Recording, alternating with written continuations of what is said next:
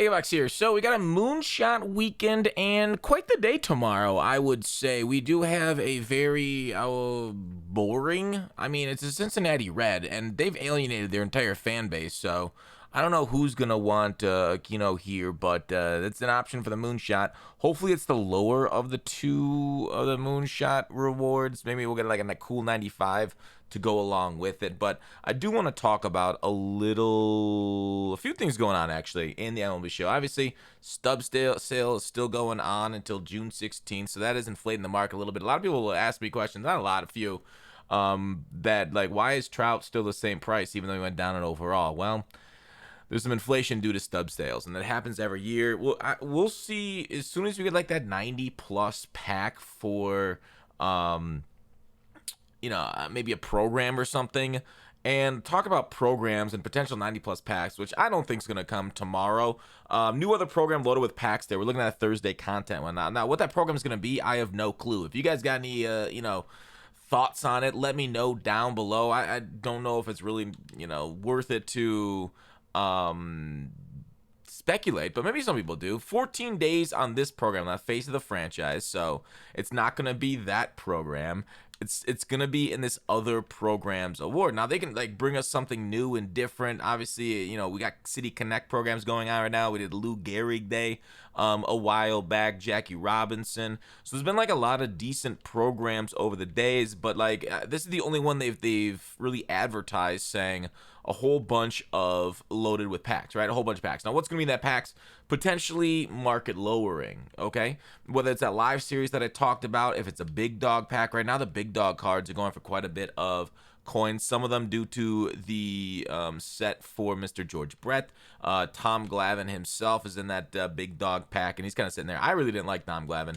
I know some people have had some pretty good success with him, but I felt like people just, I think I've played 3 games with them, and people lit me up every single game. So we could see a little bit of a droppage there. I don't know. You can, play it safe and, sell off a little bit of the cards. I would always sell at like the buy now price. So you can try and, play it down the middle and sell now. You can hold. I don't see why they'd go up in price with a new program with more packs in them. But that's generally the thought process right now over the coming day. And then we'll see obviously some more headliners and stuff and Ripped Friday, new schedule Thursday, so that's gonna be kind of cool to see. We got the BR changes. We got a lot of things going on in the game. I also want to talk about, besides for the moonshot, which should be a pretty fun one. Maybe we'll do like a fun little video to go along with the moonshot here on the channel. I also kind of wanted to talk about sorry, I was just sitting right there, the 95 overall future stars, because a lot of them are hitting base levels, right? Like, you see some of them don't even have any, like Henry Davis, NL Central, hitting 0 sell now. So, like, you can buy these things for 10,000 stubs, okay? Now, I love investments when there's literally no downside. To be fair, economically, there's the time value of money. If you do put 10,000 stubs in now, there's no way of saying that you're gonna make profit. Obviously, you can immediately flip it for 11,443 and make just a slight bit of profit, but you can do that on most cards. But like just buying it, hanging on to it, and then the next set's gonna be like over a month away, so it might not be the greatest time. But here's the thing: is like these are 95 overalls, pretty high cards.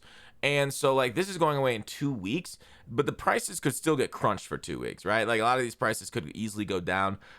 Maybe they add them back in like right after, like we saw with the other face of the franchise going to PAX shortly. Not, I guess it wasn't that shortly after; it was a couple weeks after. But we could see that. But I don't mind it. Just keep your eyes on these cards, because 95 overalls are 95 overall. Like, when we clear our filters, like, they're right there. Like, it's like the third card in the filter is a 95 overall. So 10,000 stubs. Now, I don't see them like going up to like 30,000 stubs, but there could be a little bit of profit there, just FYI. There's other things you can kind of like profit off of, obviously live series investments and stuff. I know some of the high-end live series cards are not going up as much as people expected to, because it's getting a little bit later in the year. We see this in Madden too. It's like a little bit later in the year, investments don't really pay off as much due to people investing. So like if there's a lot of people investing in cards, generally they don't go up in price. Goldschmidt went up a decent amount, if I recall correctly, from where he was in May, but he's kind of stayed there in June, even though he took a bump in the last one. He's kind of been around that number for a little bit. No, I think I saw him. Yeah, I guess it was May when I last saw it, a little bit lower, but overall, Machado still on that 14 to 16K, even though he's a 90 overall and technically not very out there, just because people overinvested in him, and that's what it is. Like, right, you got to zig when the market zags in order to try to make profit. If you just hear from people on certain things, like I understand the irony doing like talking about the market and saying like if people are saying stuff, it might not come true because a lot of people get on the same thing. And MLB The Show is one of the biggest market hopping video games I've played. And, I guess all video games are kind of like that. So it's not necessarily this one. Madden happens the same thing too. But I do want to talk about this right here. I can open packs in a second. Give me a little bit. I should have probably said that up front. I've unlocked a lot of items, right? Make sure when you go through these things, you might not just unlockable. Sorry. What am I looking for? Unlockable? Yeah. Like icons. Make sure and go through your icons, especially like if you have any of these ones. Like I can view it in market. It's like 500 stubs, but you can quick sell it for 500 stubs, right? So like just go through and start quick selling things. It's something that I feel like we've got a lot of just like quick sell it. All right, quick sell there. 500 stubs.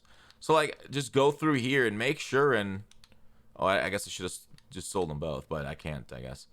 Just start, there's a lot of stubs locked behind these things. So it's definitely recommended. I recommend it personally. No, I didn't want to equip it. I wanted to quick sell. Some of them you can't quick sell. They just say equip it or not. Quick sell. Quick sell 1,000. Yes. All right. So like you can just quick sell these things to get a lot of stubs, and they're like useless. They're just icons. It's crazy. I haven't made World Series this year. I don't know if you saw that. Too many disconnects. Been pissed me off out of ranks. But anyways, with that said, let's open some packs here in a second. What are you guys hoping that comes out of the program? I don't know. I hope it's kind of like the programs they have had. Maybe a little bit more unique than kind of what we've run through. I'm more excited, I guess, than the program for the Moonshot event because those are generally fun to just, hit dingers. I don't know if they'll park lock it again at somewhere like Laughing Mountain. I really hope they don't do Laughing Mountain. Laughing Mountain's awful playing it during the day because the ball it's like white ball on a white background, and it's awful. All right, so we really need a top round, and we will be singing the praises. Yes! Does this mean I gotta sing now? That's called event grinding, baby. So got the 20 wins for this one. Let's go ahead. I think it looks like Crawford is the highest over. Actually, no. Tom Glavine's just new to me, so we'll just grab him and keep him. Sweet. Tom Glavine is now in the event. We also got these 91s. We got to grab a few of these ones forward. So I don't know which ones matter. It doesn't really matter. They're all kind of like fine. I sold off my 91s doing this stuff, and I think we want Perez is pretty nice.